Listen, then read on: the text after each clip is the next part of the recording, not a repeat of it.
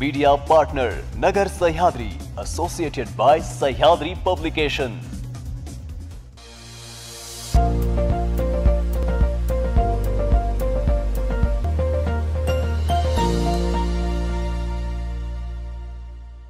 प्रेक्षक नमस्कार। संपूर्ण भारतामध्ये सहकारी तत्वावरचा पहिला साखर कारखाना अहमदनगर जिल्ह्यात झाला।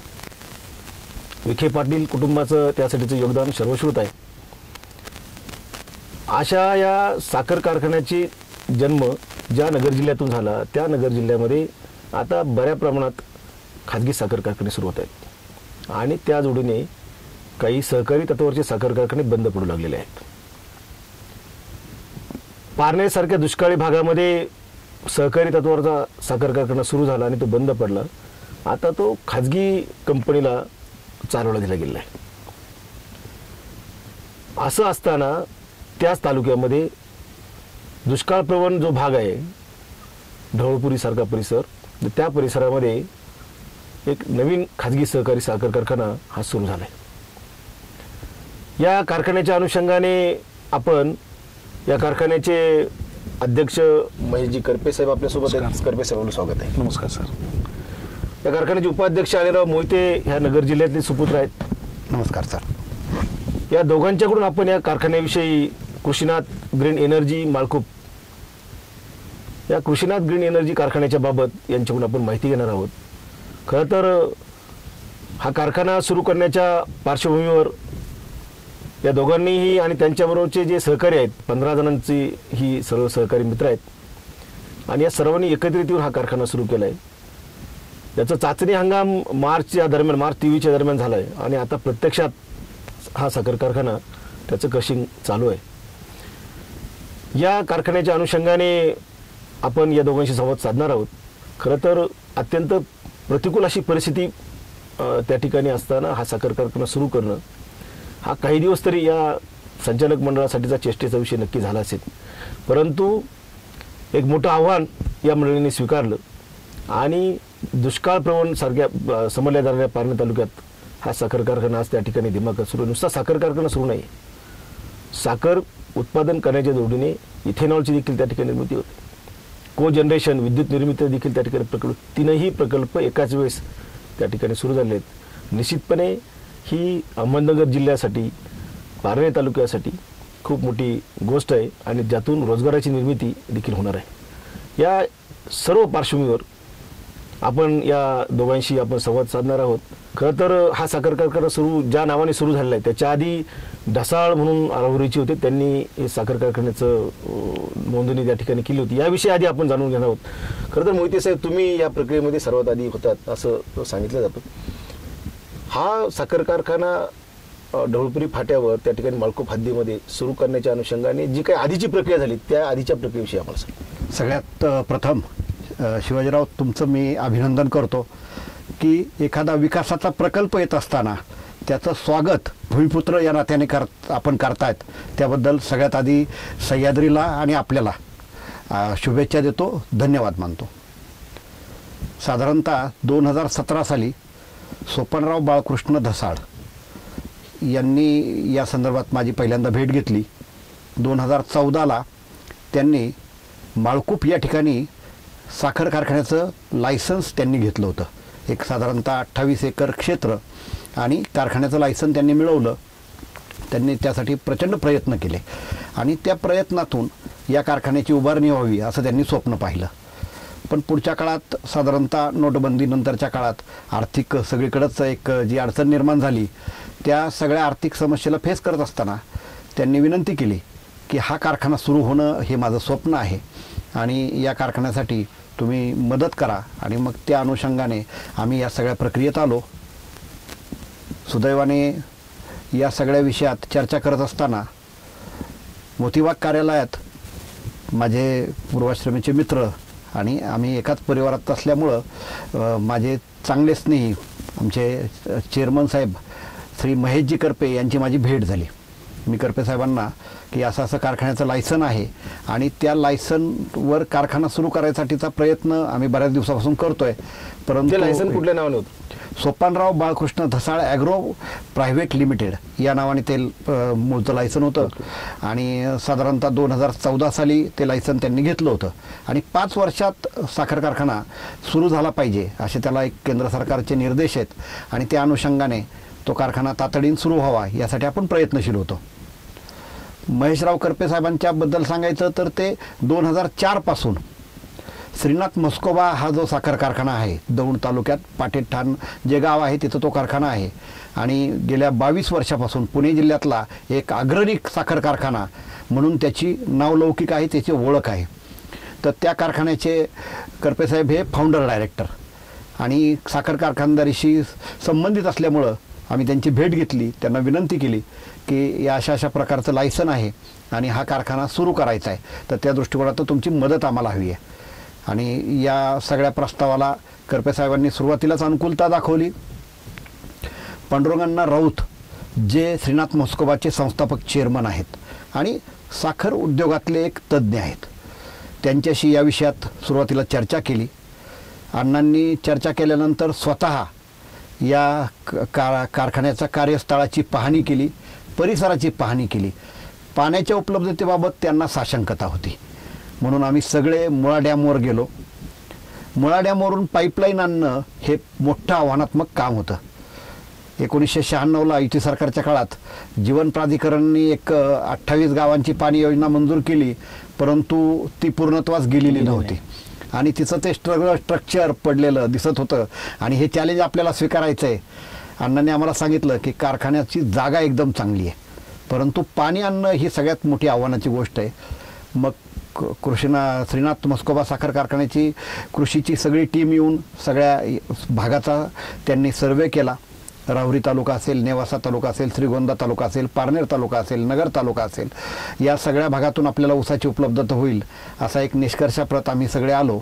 आणि मग करपे साहेबांनी सुचवलं की आपण सगळे हा कारखाना सुरू करत असताना, तुम्ही आत्ता उल्लेख केला की सहकार आणि खाजगी, तर हा कारखाना सुरू होत असताना करपे साहेबांनी जे या सगळ्या कारखान्याच्या संदर्भात एक डिझाईन केलं किंवा एक मॉडेल तयार केलं, माझ्या मतानुसार ते कॉर्पोरेटमधलं सहकार अशा पद्धतीचं मॉडेल आहे. साधारणतः सुरुवातीला आम्ही 6-7 जण एकत्र आलो, नंतर आम्ही आणखीन संचालकांची संख्या वाढवली आणि आता 15पर्यंत संचालक मित्र आम्ही सगळे एकत्र आलो, समव्यावसायिक एकत्र आलो आणि एक 50-55 लोकांना प्रमोटर्स म्हणून आम्ही सोबत घेतलं आणि एक 70-80 लोक मिळून आम्ही हा कारखाना सुरू केला आहे. त्यामुळं मी तुम्हाला म्हटलं की हा पण एक कॉर्पोरेटमधला सहकार आहे, एक शिस्तीतला सहकार आहे आणि या माध्यमातून या कारखान्याची करपे साहेबांच्या आदरणीय पांडुरंगांना राऊत साहेबांच्या मार्गदर्शनाखाली आम्ही या कारखाना सुरू करायचं ठरवलं. तर करपे साहेब एक सिव्हिल इंजिनियर म्हणून तुमची एक सुरुवात झालेली आहे, म्हणजे तुम्ही एकूणच ह्या 15 जणांची टीम, पुढे तुम्ही काही कॉर्पोरेट याच्यात काही मित्र घेतले प्रमोटर्स म्हणून, परंतु फार मोठा उद्योजक तुमच्यातला कोणी याच्यातला दिसत नाही. सिव्हिल इंजिनियर म्हणून तुमच्या कामाची सुरुवात झाली, पुढे जाऊन तुम्ही श्रीनाथ मस्कोबामध्ये संचालक म्हणून काम केलं आणि त्यातून मग तुम्ही मोहिते साहेबांनी सांगितलं त्याच्यानुसार तुम्ही ते पारनेरमध्ये लक्ष घातलं आणि हा कृषीनाथ साखर कारखाना पुढे आला. साधारणपणे हा जो प्रवास झाला, या प्रवासाबद्दल काय सांगा? सर्वांना नमस्कार. जसं आता आमचे सहकारी निलरावांनी सांगितलं की याची पार्श्वभूमी आता आपल्या सगळ्यांच्या समोर आलेली आहे आणि आता सरांनी सांगितल्याप्रमाणे पारनेर तालुक्यामध्ये साखर कारखाना हे सगळ्यांना जरा विशेष गोष्ट आज सगळ्यांना त्या ठिकाणी जाणवत आहे.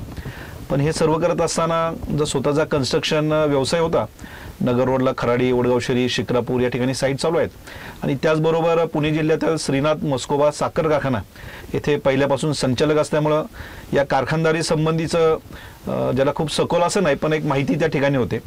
आणि आपण पाहतो की मागच्या काही वर्षापासून केंद्र सरकारने आणि राज्य सरकारने ह्या शुगर इंडस्ट्रीला शुगर प्लांट असेल, को जनरेशन असेल, डिस्टिलरी असेल, इथेनॉल निर्मितीवर अधिक भर दिला आणि ह्याचा सगळा ह्या इंडस्ट्रीमध्ये सगळी चर्चा चालू असताना आपण ह्याच्यामध्ये काही करू शकतो का, किंवा ह्या इथेनॉल निर्मिती म्हणजे एक प्रकारे आपल्याला या देशासाठीच आपलं काही ना काहीतरी आपण उद्योग उभा करून आपण काही हातभार लावू शकतो का?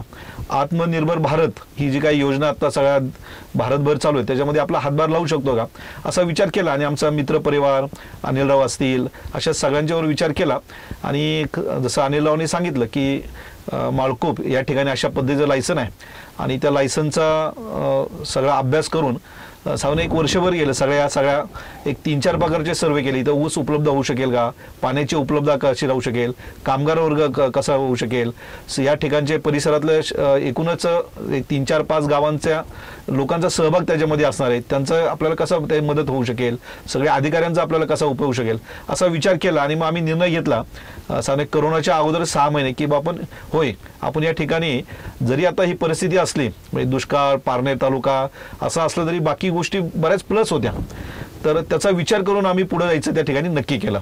आणि हे सर्व करत असताना आपल्याकडे शुगर लायसन होतं, त्या जोडीला इथेनॉल निर्मिती व्हावी असा पण आम्ही विचार केला. त्यासाठी लागणारे लायसन, त्याच्यासाठी वेगवेगळ्या परवानग्या ह्या सेंट्रल गव्हर्नमेंट असेल, स्टेट गव्हर्नमेंट असेल, एक्साईज डिपार्टमेंट असेल त्यांच्याकडून आम्ही मिळवल्या. त्याचबरोबर आपल्याला या सगळ्या ग्रामीण भागामध्ये आपण पाहतो की विहिरीमध्ये पाणी आहे, शेतात पीक उभं आहे, पण लाईट नसल्यामुळं ज्याला मोटर चालू शकत नाही, पाणी देऊ शकत नाही, तर त्या जोडीला आपण वीज निर्मिती करू शकतो का असा प्रयत्न केला. आणि सरकारने पण त्यात खूप चांगले एक प्रकारे मदत केली. आणि आज आपल्या या कारखान्यामध्ये 2,500 कॅपॅसिटीचा शुगर प्लांट आहे, 60 KPLDची आपली डिस्टिलरी आहे आणि 6 मेगावॅटचं को जनरेशन आहे. इथं वीज निर्मिती जी आता होत आहे तीच आपल्या या परिसरामध्ये भाळवणी असेल, माळकूप असेल, ढवळपुरी असेल, या परिसरातल्या गावांना त्याचा आपला उपयोग होऊ शकतो या वीज निर्मितीचा असा विचार करून किंबहुना देशामध्ये असाच पहिल्यांदा प्रयोग झाला की शुगर प्लांट, को जनरेशन आणि डिस्टिलरी हे एका वेळेस त्या ठिकाणी आम्ही आता उभं करायचा निर्णय घेतला. तसं आर्थिक बजेट मोठं होतं, पण आमचे सर्व सहकारी असेल, बँका आमच्याबरोबर सर्व त्या ठिकाणी उभ्या राहिला. आणि आपल्या या सगळ्या प्रोजेक्ट मागं श्रीनाथ मस्कोबाचे संस्थापक अध्यक्ष श्रीयुत पांडुरंग राऊत हे मोठ्या जिद्दीने आमच्या पाठीशी उभे राहिले. त्यातून ह्या सगळ्या आपल्या कृषीनाथ ग्रीन एनर्जी साखर कारखान्याची त्या ठिकाणी निर्मिती झाली. जसं आपण म्हणतो ना की बाबा याचा नेमका उद्देश दुसरा काय आहे, तर सहज गप्पा मारताना असं बऱ्याच ठिकाणी मी म्हणतो की शेतकऱ्यांच्या मुलांसाठी चालवलेला कारखाना म्हणजे आपला पारनेर तालुक्यातला हा कृषीनाथ कारखाना आहे. खरं तर शेतकऱ्यांच्या मुलांनी साखर कारखाने चालवलेत, पण शेतकऱ्यांच्या मुलांच्या जोडीने आता पुढची त्यांची पिढी साखर कारखाना चालवताना पारनेरमध्ये दिसत आहे. मगाशी मोहिते साहेबांनी सांगितलं त्या साखर कारखान्याचं लायसन मिळवताना पाण्याची मोठी समस्या होती. जो पहिल्या सर्वेमध्ये तो विषय समोर आला होता. खरं तर ती साखर कारखाना उभारणी करत असताना मुळा धरणातून पाणी आणणं, त्या ठिकाणी शेततळं करणं हे अत्यंत खर्चिक काम होतं. त्याच्यावर कशी मात केली? जे 5-6 प्रकारचे ह्या इंडस्ट्री उभं करताना जो महत्त्वाचा भाग असतात त्याच्यामध्ये पाणी हा एक विषय मोठा भाग होता. आणि जवळजवळ वर्षभर आमचं या सगळ्या मुळा बॅकवॉटरला तर पाणी भरपूर आहे, तिथं पाण्याची उपलब्ध आहे, शासन परवानगी पण देत होतं, पण ते एकूणच तो मार्ग बघितला, जवळ 17 किलोमीटरचा मार्ग आहे मुळा डॅमच्या बॅकवॉटरपासून ते आपल्या कारखान्याच्या साईडपर्यंत जे आहे ते. पण हे सगळा खडकर तो सगळा परिसर आहे. पण हे सर्व करत असताना 3-4 प्रकारच्या जे एजन्सी याच्यामध्ये जे एक्सपर्ट आहेत पाणी पुरवठा करणारे किंवा पाईपलाईन करणारे, असेच दौंड तालुक्यातले फुलारे साहेब म्हणून आहे जे अनिलराव मोहिते सरांच्या पण ओळखीचे आहेत. आणि असं त्यांचा 2 वेळा 3 वेळा सर्वे, कुठल्या मार्गाने आपल्याला पाणी आणता येऊ शकेल, कमीत कमी खर्चात कसं होऊ शकेल, त्याचं हेड किती आहे, ह्याचा सगळा टेक्निकली अभ्यास केला. आणि आपण आज पाहतो की या संबंधी नवीन नवीन तंत्रज्ञान आपल्याला उपलब्ध झालेलं आहे. त्यामुळं 1-2 महिन्याच्या सगळ्या सर्वेमध्ये पाण्याची पाईपलाईन कुठून येऊ शकते, कुठं आपल्याला स्टेज घेतले पाहिजे, तिथं शेततळं बनवणं आणि तिथून परत आपल्या कारखाना साईडवर परत शेततळ तयार करून जवळ असे 17 किलोमीटर पाईपलाईन त्या ठिकाणी आणले. खर्चिक भाग होता, खोदाईचा विषय होता. सर्वात महत्त्वाचं म्हणजे या 17 किलोमीटरच्या पाईपलाईनच्या त्या सगळ्या मार्गामध्ये जवळजवळ 200-250 शेतकऱ्यांच्या शेतातून हे पाईपलाईन जाणार होती. आणि मी सर्वांना विशेष धन्यवाद देईल की पारनेर तालुक्यातले शेतकरी हे अशा इंडस्ट्रीला कायम सपोर्ट करत असतात आणि ते प्रत्यक्ष जाणवलं. जवळ 250 शेतकऱ्यांच्या शेतामधून ती पाईपलाईन गेली, पण कुठल्याही शेतकऱ्यांनी जी काही जेवढे शक्य होईल तेवढी त्या ठिकाणी मदत केली. म्हणजे तिथले ड्रायव्हर खोदायच्या वेळी असेल तर त्यांना पाणी देणं, चहा देणं, कधी जेवणात डाबा नसेल तर जेवणाची उपलब्धता करणं, असे बारीक बारीक जे गोष्टी असतात.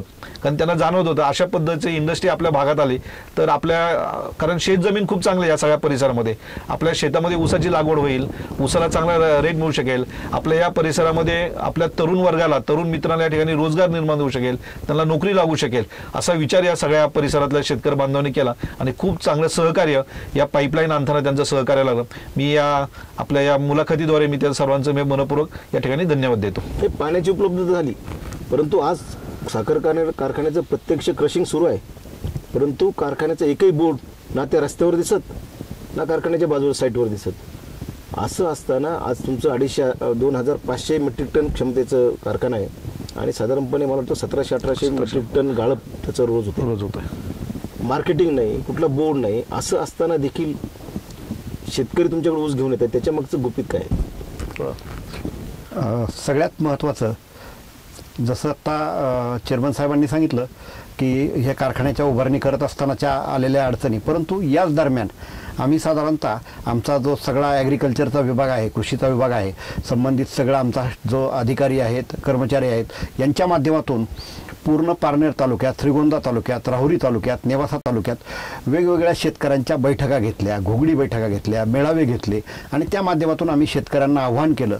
हे आव्हान करत असताना नेहमी आम्ही शेतकऱ्यांना सांगितलं की तुम्ही कुठल्याही बाहेरच्या काट्यावर तुमचा ट्रकचं वजन करा, कारखान्याच्या काट्यावर येऊन तुम्ही त्याचं वजन करा, त्यात कुठल्याही प्रकारची तफावत तुम्हाला आढळणार नाही आणि ही पूर्ण जबाबदारी कारखान्याचं व्यवस्थापन म्हणून आमची असेल.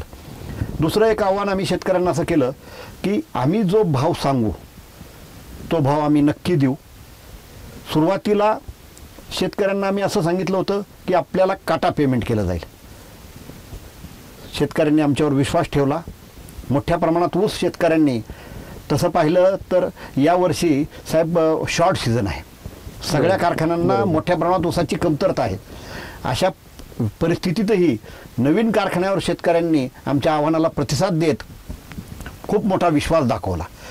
सुरुवातीला काटा पेमेंट आम्ही देत होतो, परंतु नंतर शेतकऱ्यांनीच सांगितलं की तुम्ही काटा पेमेंट द्यायची गरज नाही, आमचा तुमच्यावर भरोसा आहे. आमचा एकतर पूर्ण फड गेल्यानंतर तुम्ही आम्हाला पेमेंट द्या अथवा तुम्ही नंतरही पेमेंट आम्हाला दिलं तरी चालणार आहे.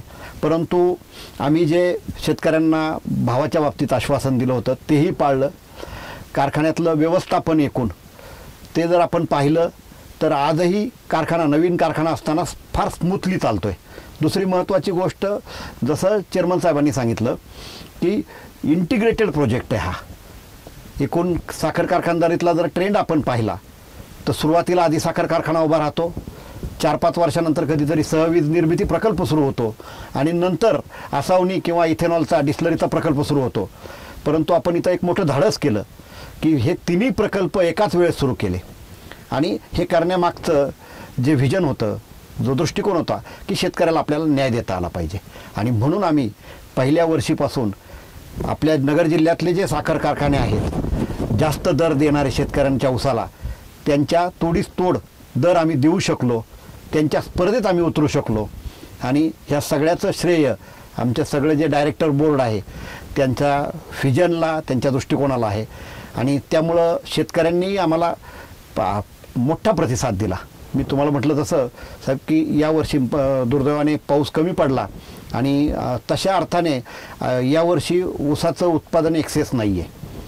सुरुवातीपासून चर्चा होती की हा फार शॉर्ट सीझन असेल, 100 ते 120 दिवसाचा सीझन होईल, परंतु आजही कारखाना 1500 ते 1800 मेट्रिक टनच्या क्षमतेने चालतो आहे आणि याबद्दल मी या सगळ्या परिसरातल्या शेतकऱ्यांचे आभार मानतो, त्यांना धन्यवाद देतो की ज्यांनी आम्ही जे आव्हान केलं त्याला प्रतिसाद दिला आणि आमच्यावर विश्वास दाखवला. काटा पेमेंटचा जो विषय तुम्ही काढला तो एक महत्त्वाचा विषय आहे. तसा दुसरा महत्त्वाचा विषय की वजन काट्याचा विषय, जो की संपूर्ण साखर इंडस्ट्रीमध्ये वजन काट्याच्या बाबत साशंकता अनेकदा व्यक्त होते की काटा मारला जातो आणि आपण जी भूमिका घेतली की बाहेरच्या खाजगी काट्यावरती वजन करा आणि तेच वजन जर आमच्याकडे भरणार असेल किंवा ते आणि याच्यात ही मोठी रिस्क होती. तशी ही लोकांच्या मनात जी शंका होती त्या शंकेच्या याच्यात तुम्ही उतरलात की आपल्याला ती पहिलं सत्य बाजू मांडायची.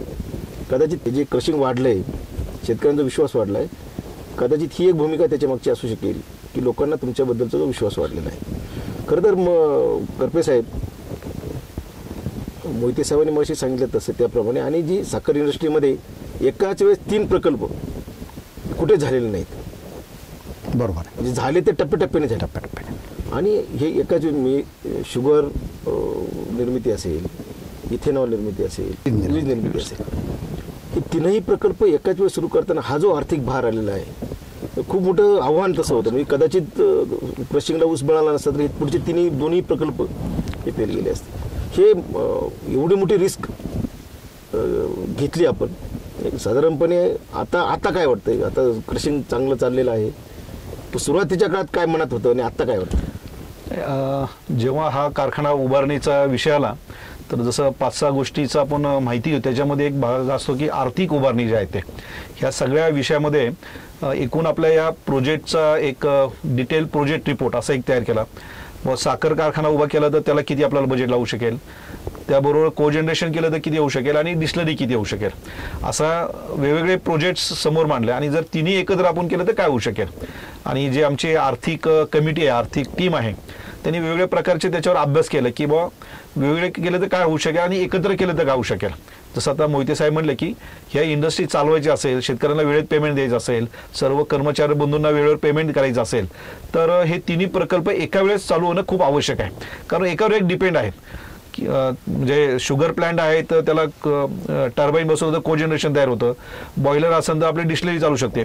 आणि सर्वात महत्त्वाचं जे आहे की केंद्र सरकारने याला खूप मोठा सपोर्ट, एक प्रकारे इंडस्ट्री सब्सिडी स्कीम असेल, अशा स्कीम आणल्यामुळं की आम्हाला सिरप टू इथेनॉल म्हणजे कारखान्यामध्ये ऊसाचा रस तयार होतोय, फक्त एक काही मीटर अंतरावर लगेच डिस्टिलरी उभी केली तर ट्रान्सपोर्टचा खर्च कमी होतो. लगेच सिरप आपण पाईपलाईनने डिस्टिलरी केलं तर आपलं इथेनॉल तयार होतंय आणि इथेनॉल तयार झालं की आपण लगेच ऑइल कंपन्यांना देऊ शकतो जे आहे ते. म्हणजे असं एकमेकावर हा प्रोजेक्ट अवलंबून आहे जे आहे ते. आणि त्यामुळे तसा विचार केला. आणि दुसऱ्या बाजूला आर्थिक भार किंवा त्याचं बजेट हे मोठं आहेच आहे, पण आमचे सर्व संचालक मंडळ असेल, आमचे कार्यकारी अध्यक्ष रवींद्रजी भुजबळ असेल, आमचे CEO मते साहेब असतील, सर्व संचालक मंडळ असेल, सर्व प्रवर्तक मंडळ असेल, तर असं सगळ्यांच्या समोर हा विषय मांडला की होय आपण थोडी रिस्क घेऊ, पण आपल्याला जे 4-5 वर्षानंतर जे लागणार आहेत त्याचे जे आपण आत्ता केलं तर आपल्याला थोडं भांडवल अधिक टाकावं लागेल. हे बँकेला पण आम्ही कन्व्हिन्स केलं. याच्यामध्ये महाराष्ट्र राज्य सहकारी बँकेचे माननीय अनासकर साहेब यांचं खूप मोठं योगदान त्या सगळ्या प्रोजेक्टमध्ये आहे. त्यानंतर जनता सहकारी बँक आहे, कॉस्मॉस सहकारी बँक आहे, कल्याण जनता सहकारी बँक आहे. अशा सर्वांनी येऊन आमच्यावर पण खूप मोठा विश्वास दाखवला. लायसन आणि मोकळी जागा असा ते त्यावेळेचं चित्र होतं 4 वर्षापूर्वी, पण हे उभारणी केल्यानंतर आज सुद्धा त्यांना एक समाधान आहे. आणि आजपर्यंत 2-2.5 वर्षाच्या कालावधीमध्ये कुठलाही उत्पन्न चालू नसताना सुद्धा आम्ही त्यांचं जे काय महिन्याचं जे काय इंटरेस्ट असतो, जे काय व्याज असतं मासिक, ते आम्ही वेळेत भरत गेलो. त्यामुळे त्यांचा एक विश्वास आमच्यावर निर्माण झाला. आणि आपण जसं म्हटलं हा एकत्र प्रोजेक्ट केला तर ते फिजिबल होतो. ह्या सगळ्या गोष्टी चालून म्हणजे बँकेचं व्याज असेल, नंतर शेतकऱ्यांना पेमेंट देणं, कारण स्पर्धा आता आहे, पेमेंट देणं, असे सगळे विषय त्यातून होऊ शकतात. त्यामुळे थोडी आता रिस्क तर घ्यावीच लागते. म्हणजे कारखाना उभं करणं पारनेर तालुक्यासारखं ही रिस्क घेतलीच होती, तर अजून थोडं जोडीला रिस्क घेतली कोल्ड जनरेशन आणि डिस्टिलरीचं. आणि आता आपण पाहतो की त्या सगळ्या धोरणामुळं वीज निर्मिती होऊ शकते, डिस्टिलरीमध्ये इथेनॉल तयार होत आहे. आणि अशा पद्धतीने केल्यामुळं थोडं ज्याला म्हणतो ना ह्या शुगर इंडस्ट्रीमधलं फायनान्स हे व्यवस्थित चालू शकतो असा विचार केला. आणि प्रत्यक्ष त्याचा अनुभव पण आता आम्ही त्या ठिकाणी घेत आहे. म्हणजे जसं काटा पेमेंट करायचं असेल किंवा आता आपण पाहिलं की ऊसाची उपलब्धता कमी आहे, त्यामुळं ज्याला म्हणतो की ऊसाची रेट देण्यास स्पर्धा लागली होती जिल्ह्यामध्ये किंवा आपल्या एकूण महाराष्ट्रामध्ये, त्याच्यामध्ये आम्ही उतरू शकलो हे प्रोजेक्ट एकत्रित असल्यामुळं जे आहेत. त्यामुळे असा जो विचार केला तो थोडा सुरुवातीला 4 वर्षापूर्वी थोडी त्याची एक प्रकारे डेअरिंग असंच म्हणावं लागेल, पण त्याचा उपयोग नक्की होणार हे आम्हाला फायनान्स कमिटीने त्याचा रिपोर्ट दिल्यामुळे आम्हाला लक्षात आलं होतं. ह्या इंडस्ट्रीमधले जे काही तज्ज्ञ आहेत, माननीय पांडुरंग राऊत असतील, ठोंबरे साहेब असतील, यांचं पण आम्ही या सगळ्या संबंधी वेळोवेळी सल्ला घेतला. आमचे CA नायकवाडी साहेब असेल त्यांचा सल्ला घेतला. आणि ते सगळ्यांच्या मार्गदर्शनातून आम्हा हा तिन्ही इंटिग्रेट प्रोजेक्ट या ठिकाणी आपण उभा केलेला आपल्या सगळ्यांना दिसते. आणि आता त्याचं प्रत्यक्ष क्रशिंग सुरू झालेलं आहे. फुल्ली ऑटोमायझेशन असलेला हा जो तुमचा प्रोजेक्ट आहे, तर या कारखान्याच्या माध्यमातून किती लोकांना रोजगाराची संधी मिळाली आणि त्यात स्थानिकांना आपण किती संधी देऊ शकतो? साधारणपणे जसं आता मोहिते साहेब म्हणले की हा कारखाना उभारणी चालू होता आणि दुसऱ्या बाजूला ज्या गावातून ऊस येणार होता तर त्या गावात छोटे छोटे शेतकरी मेळावे पण आम्ही घ्यायला सुरुवात केली होती. जवळ ह्या 3-4 तालुक्यामध्ये मिळून जवळ 100 शेतकरी मेळावे 1 to 1 प्रत्यक्ष शेतकऱ्यांच्याकडे जाणं, गप्पा करणं, त्यांचं ऐकून घेणं आणि आपल्या कारखान्याची माहिती सांगणं, असे जे विषय होते ते आम्ही चालू केले होते. आणि 3-4 गोष्टी आम्ही सर्व शेतकरी बांधवांना एकदम क्लिअर आणि व्यवस्थित सांगितलं होतं. जे आम्ही श्रीनाथ मस्कोबा साखर कारखाना 2 तालुक्यातला आहे, तिथं जे आम्ही पथ्य पाळतो, तिथं जे काही योजना केलेला आहे किंवा जे उद्देश ठेवलेला आहे, तोच उद्देश ठेवून आम्ही या ठिकाणी आता काम करतो. म्हणजे वजनासंबंधी असेल, वेळेवर पेमेंट देण्यासंबंधी असेल, सर्व कर्मचारी बंधूंना महिना संपल्यानंतर 10 ते 15 तारखेपर्यंत त्यांचं पगार होणं असेल, हे आम्ही पथ्य पाळलो. त्याचबरोबर आपण असा एक विचार केला की ह्या परिसरामध्ये ज्या स्थानिक जे आपले तरुण वर्ग आहे की ज्यांना रोजगार निर्मिती किंवा नोकरीची आवश्यकता आहे, अशांना पण आम्ही त्या सगळ्या शेतकरी मेळाव्यात सगळ्यांना आश्वस्त केलं की होय, आपल्या या गावामध्ये 10वी 11वी 12वी किंवा जे ग्रॅज्युएट झालेलं आहे वेगवेगळ्या क्षेत्रामधला, केमिकल इंजिनियर असेल, त्यानंतर BSc ॲग्री असेल, कॉमर्स असेल, मेकॅनिकल इंजिनियर असेल, केमिकल इंजिनियर असेल, असं कोणी असेल तर आम्ही त्यांना लगेच त्या ठिकाणी नोकरी लावू जायते. आणि आज पण साधारण एक 250 जणांचा स्टाफ तिथे काम करतो 3 शिफ्टमध्ये. त्यातले जवळजवळ 50% कर्मचारी बंधू हे अर्धा गावातलेच आहे सगळे. ढवळपुरी आहे, भाळवणी आहे, माळकूप आहे, नगरमधले आहेत. अशा पद्धतीने स्थानिक रोजगार निर्मिती एक प्रकारे नोकरी निर्मिती आहे. आणि अशा तरुण आता खूप तिथं जॉईन झाले आणि खूप चांगले तज्ञ आहेत. जसं आपण म्हणलं की ऑटोमेशनचं आहे ते. त्यामुळे त्या शेतकरी मेळाव्यात आम्ही असं पण आवाहन केलं की पुढे ह्या इंडस्ट्रीला जे स्किल लेबर लागणार आहे, कारण आज आपण बॉयलर आहेत तर एक 10 बाय 10च्या रूममध्ये बसून कॉम्प्युटर सगळं ऑपरेट होतं. टेम्परेचर किती वाढवायचं, वॉल किती सोडायचं, स्टीम किती, प्रेशर किती द्यायचं. तर यापुढे या सगळ्या इंडस्ट्रीमध्ये खूप टेक्निकल एक्सपर्ट असणारे तरुण वर्ग या ठिकाणी लागणार आहेत. तर आम्ही त्या शेतकरी बांधवांना आवाहन केलं की आता 10वी 11वीला जी मुलं आता आहेत त्यांनी 11वी 12वी सायन्स करावं आणि पुढे 3 वर्ष या 3-4 प्रकारच्या इंजिनियरची गरज आहे त्या ठिकाणी ॲडमिशन घ्यावं आणि त्याला नोकरी लावायची जबाबदारी ही आमची राहील. त्यामुळे अशा पद्धतीने नोकरी हा एक उपलब्ध या शुगर इंडस्ट्रीमध्ये होईल. आणि दुसरं महत्त्वाचं बाकी ज्याला ठीक आहे नोकरी करायची नाही, स्वतःचा व्यवसाय करायचा आहे, ते पण आवाहन केलं की या शुगर इंडस्ट्री आधारित खूप छोटे मोठे व्यवसाय आपल्याला करता येऊ शकेल. जसं करोनामध्ये आपण पाहिलं की सॅनिटायझर हा धुण्यासाठी सॅनिटायझर आहे, तर हे सॅनिटायझर कुठं तयार होतं तर इथेनॉलपासून तयार होतं. आता इथेनॉलचा कारखाना जर ढवळपुरीच्या परिसरात आहे, तिथंच एखाद्या तरुणाला असं वाटलं की होय आम्ही आता सॅनिटायझर केलं पाहिजे, तर त्याच्या 1-2 प्रकारचे लायसन असतात आणि तिथं छोटा उद्योग सुरू केला तर त्याला सॅनिटायझर विकता येतं. नेल पॉलिश आहेत, असे शुगर इंडस्ट्री आधारित बगॅजपासून आहेत, त्यानंतर वीज निर्मिती त्या ठिकाणी त्याच्यापासून आपल्याला काही करता येऊ शकेल का, CNG आहे, पेट्रोल पंप आहेत, नंतर इथेनॉल आधारित खूप मोठे उद्योग, छोटे मोठे उद्योग होऊ शकतात.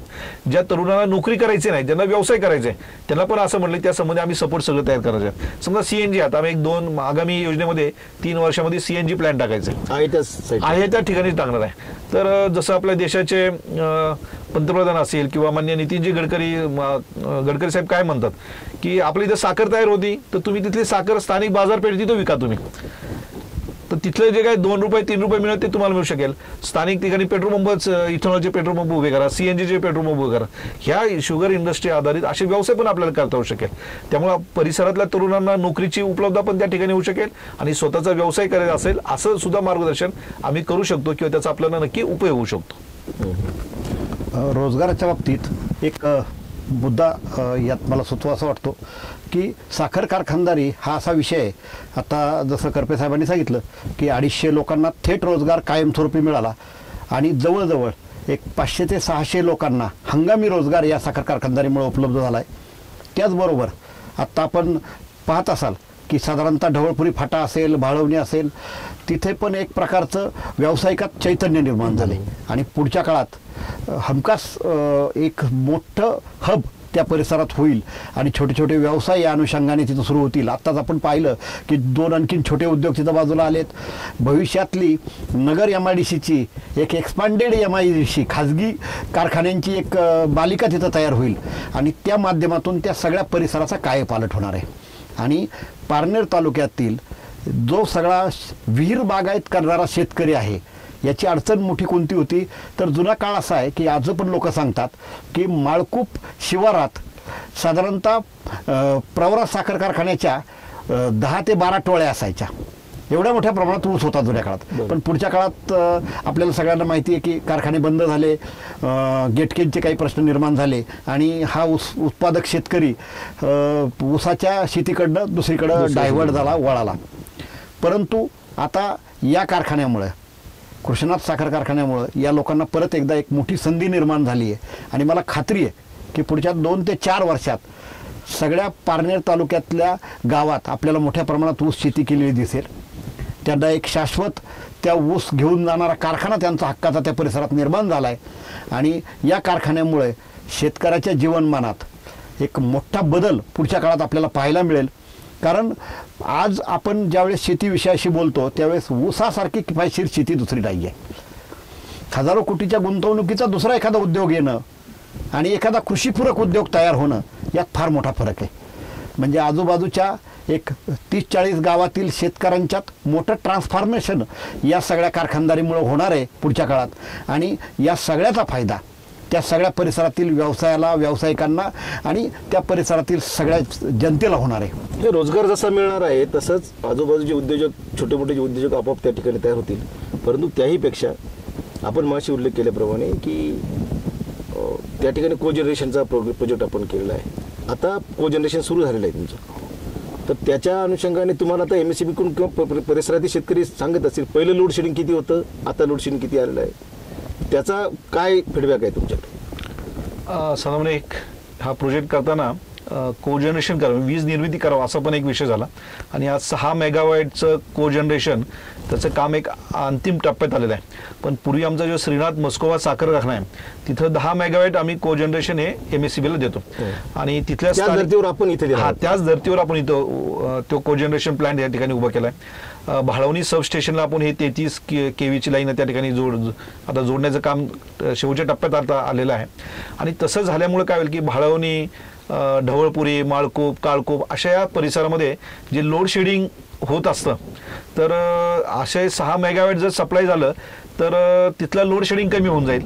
जे 8 तास 10 तास वीज आपल्याला उपलब्ध होती ती 14-15 तास उपलब्ध होऊ शकेल आणि व्यवसायासाठी पण त्याचा उपयोग होऊ शकेल आणि शेतीलासाठी त्याचा आपला उपयोग होऊ शकेल. असा विचार करून आम्ही ते कोजनरेशनची लाईन उभी केली. 6 किलोमीटर लाईन कारखान्याचा आहे, ते भाळवणी सबस्टेशन हे 6 किलोमीटर आहे, तिथं लाईन जोडण्याचा सगळा विषय चालू आहे. तर त्या परिसरातल्या सर्व शेतकरी बांधव असेल, व्यावसायिक असेल यांना या कोजनरेशन वीज निर्मितीचा 100% उपयोग होईल असं या ठिकाणी मी नक्की सांगू इच्छितो आणि सर्वांचं सहकार्य याच्यासाठी खूप चांगलं राहिलेलं आहे. जसं पाण्याची लाईन आहे तसं ही वीज निर्मितीची कारखाना साईड ते भाळवणी सबस्टेशनपर्यंत लाईन घेऊन जाणं याच्यामध्ये पण सर्वांचं सहकार्य खूप त्या ठिकाणी राहिलेलं मी सर्वांचं या ठिकाणी धन्यवाद देतो. हा सर्व प्रोजेक्ट उभं करत असताना आम्ही तर सगळं पुणे जिल्ह्यातले आहोत पण नगर जिल्ह्यामध्ये येऊन पारनेर तालुक्यात या ठिकाणी येऊन हा प्रोजेक्ट उभा केल्यानंतर खूप जणांचं सहकार्य त्या ठिकाणी लागलं. आमचे अनिलराव मोहिते सर असतील, त्यानंतर भाळवणीचे आपले डॉक्टर मते सर असतील आणि सर्व सरकारी अधिकारी माननीय तलाठी भाऊसाहेब असतील, तहसीलदार असतील, माननीय जिल्हाधिकारी असतील, एक्साईज डिपार्टमेंट असेल, या सर्वांचं सरकारी सगळ्या वेगवेगळ्या परवानग्या असतात. पाणी पुरवठा असेल, साखर संचालक असेल, महाराष्ट्र राज्य प्रदूषण मंडळ असेल, जवळजवळ 35 प्रकारच्या वेगवेगळ्या परमिशन या संबंधी लागत असतात आणि खूप मोठं सहकार्य या सर्व अधिकाऱ्यांचं त्या ठिकाणी लागलेलं आहे. शेतकरी बंधूंचं या ठिकाणी मोठं सहकार्य लागलेलं आहे आणि आमचं सर्व जे संचालक मंडळ आहे त्यांनी जो विश्वास दाखवला, सर्व प्रवर्तक मंडळ आहे आणि सर्व हितचिंतक आहेत, या सर्वांनी विश्वास दाखवल्यामुळे हा प्रोजेक्ट या ठिकाणी उभा राहिलेला आहे.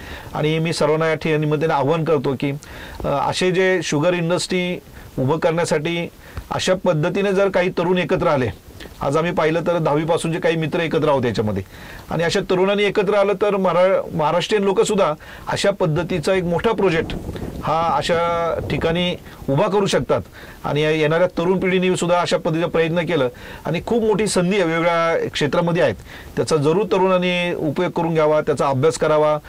पण यासाठी चिकाटी ध्येय नक्की करावं लागतं, खूप कष्ट करावं लागतात. पण आपण म्हणतो की कष्टाचं फळ मिळत असतंच. आम्ही 2-2.5 वर्ष खूप कष्ट केले त्यामध्ये आणि सर्व संचालक मंडळाचं खूप मोठं योगदान त्याच्यामध्ये आहे. मी आपल्या सर्व सहकार्यांचं, आपल्या सर्वांचं या ठिकाणी धन्यवाद देतो आणि आपल्या सर्वांनी ज्या शुभेच्छा दिल्यात पुढच्या कालावधीमध्ये सुद्धा हा कारखाना लवकरात लवकर त्याचं ज्याला विस्तारीकरण कसं होऊ शकेल, नवीन डिस्टिलरी कसं होऊ शकेल, CNG प्लांट असेल, क्रशिंग कॅपॅसिटी कसं वाढू शकेल असा एक प्रयत्न सर्व संचालक मंडळाचा त्या ठिकाणी राहणार आहे. आमचे अधिकारी पण खूप त्याच्यामध्ये योगदान देत असतात, त्यांचं सहकार्य असतं, त्यांचं पण मी या ठिकाणी मनपूर्वक धन्यवाद देतो आणि एक प्रकारे जसं मोहिते साहेब म्हणले की अशी इंडस्ट्री उभी राहिली आणि कुठं रोडला बोर्ड नाही, कुणाला माहिती नाही, महेश करपे कोण आहेत, अनिलराव मोहिते कोण आहेत, डॉक्टर मते सर कोण आहेत, रवींद्र भुजबळ कोण आहेत, प्रकाश मते सर कोण आहेत, तर माहीत नसताना सुद्धा सर्वांनी विश्वास दाखवला. त्याबद्दल मी पुन्हा एकदा आपल्या सर्वांचं या ठिकाणी धन्यवाद देतो आणि अशाच शुभेच्छा आमच्या पाठीशी राहाव्यात असं एक ठिकाणी आवाहन करतो आणि या ठिकाणी थांबतो. धन्यवाद. रस्त्यावर कुठलाही बोर्ड नाही, त्या कारखान्याचे कुठे नाव लावलेलं नाही, असं असताना हा उद्योग 1000 दिवस त्यांनी वाट पाहिली आणि 1000 दिवसानंतरचा प्रत्येक दिवस आज त्यांच्यासाठी महत्त्वाचा निर्णायक ठरलेला आहे. आणि म्हणून 2500 मेट्रिक टन गाळप क्षमतेचा हा कारखाना आज मोठ्या प्रमाणात ऊसाचा तुटवडा असताना देखील 1700-1800 मेट्रिक टन रोजचं गाळप त्या ठिकाणी होत आहे.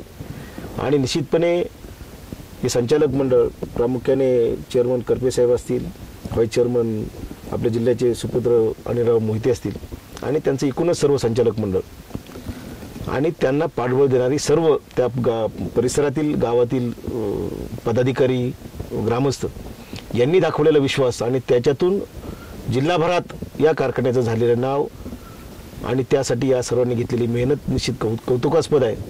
करपे साहेब, मोदी साहेब, आपण आमच्या स्टुडिओमध्ये आलात, धन्यवाद. आम्हाला वेळ दिला त्याबद्दल धन्यवाद. खूप धन्यवाद.